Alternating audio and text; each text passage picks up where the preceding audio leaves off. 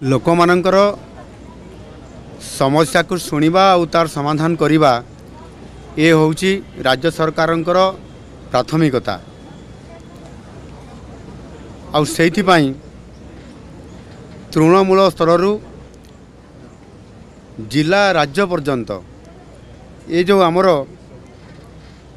ଜନଶୁଣାଣିର ଯେଉଁ ବ୍ୟବସ୍ଥା ଅଛି, ଅଭିଯୋଗ ଶୁଣାଣିର ଯେଉଁ ବ୍ୟବସ୍ଥା ଅଛି, ତାକୁ କିଭଳି ଭାବରେ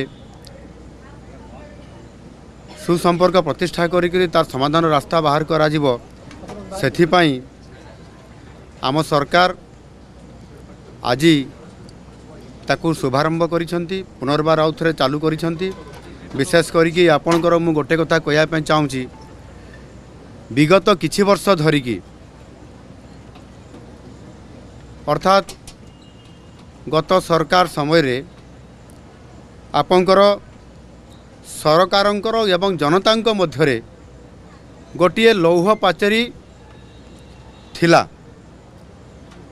आ जोथिपाई कि जनतांकर सहित सरकार सीधा सड़क भाव में ये समस्यार समाधान करने जो पाचेरी थिला सही कारण संभव हो पार नथिला, ये मोर अनुमान हुए।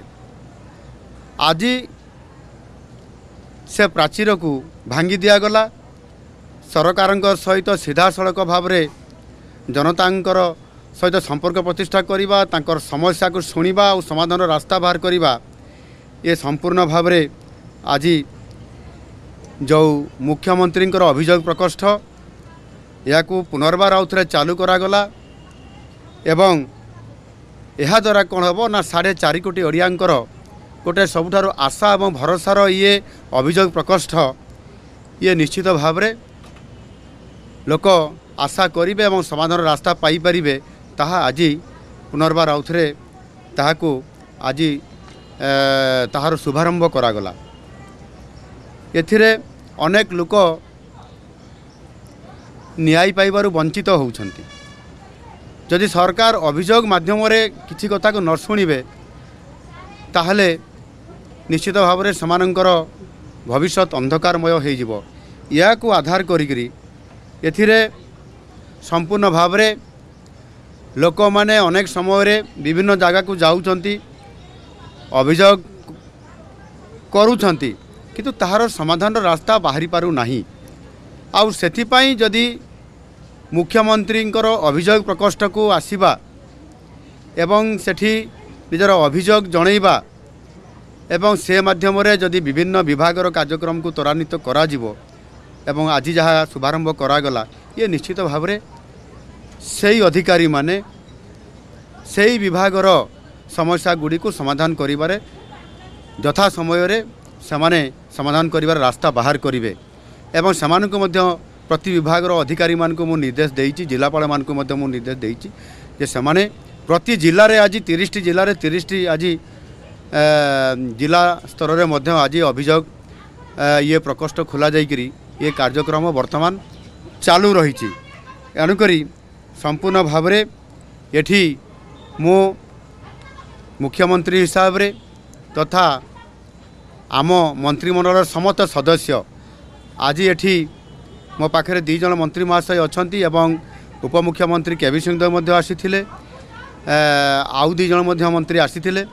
समस्ते एठी उपस्थित रही पूरा समय देइछंती एवं समस्त ये अभियोगर व्यक्ति मान सहित मिसिबा एवं तांकर अभियोग ग्रहण करिबा एवं प्रति विभाग को तांकू तार इनक्वारी रिपोर्ट एवं आवश्यक पदक्षेप नेबा पई समस्ते सहयोग करिसंती। समस्त मंत्रिमंडल सदस्य माने याकू सहयोग करिवार ये जो प्रक्रियाकरण करिसंती, यह निश्चित भाव में आगामी दिन में ये समाधान रास्ता बाहरिबो एवं लोक माने तांकर विभिन्न समस्या से जेकोसी व्यक्तिगत समस्या, चाकरी समस्या, रास्ता घाटर समस्या, जमीटे पाइबा समस्या एवं सामाजिक न्याय पाइबार जो विभिन्न प्रकार जो मैंने एठी आपंकर दिव्यांग माने आसुचंती सेमाने मध्य अनेक समय रे सरकारी सुविधा पाइबार वंचित होउचंती।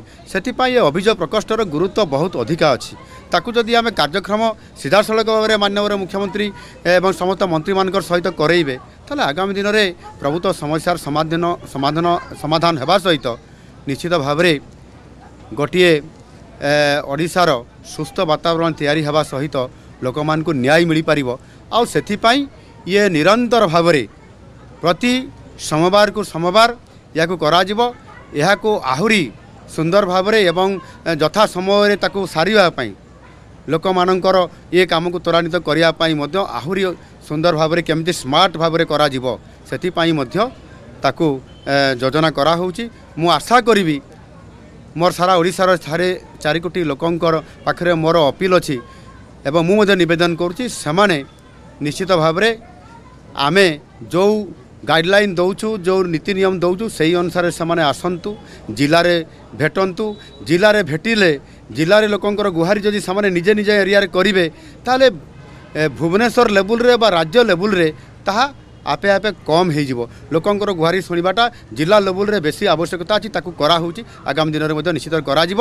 ଏବଂ ଆଜି ମୋ ପ୍ରଶାସନ ସମସ୍ତ ଅଧିକାରୀ ବିଶେଷ କରିକି ମୋ ମନ୍ତ୍ରିମଣ୍ଡଳର ସଦସ୍ୟମାନେ ଉପସ୍ଥିତ ରହିକରି ମୋତେ ସହଯୋଗ କରିବା କାରଣରୁ ଆଜି ପ୍ରାୟ ବର୍ତ୍ତମାନ ସୁଦ୍ଧା 99% ଆମର ଲୋକମାନଙ୍କର ବିଭିନ୍ନ ଅଭିଯୋଗପତ୍ର ଆସିଛି, ତାହାରି ଉପରେ ବିଭାଗକୁ ଦିଆଯାଇଛି। ନିଶ୍ଚିତ ଭାବରେ ଖୁବ୍ ଶୀଘ୍ର ତାର ସମାଧାନ ହେବ।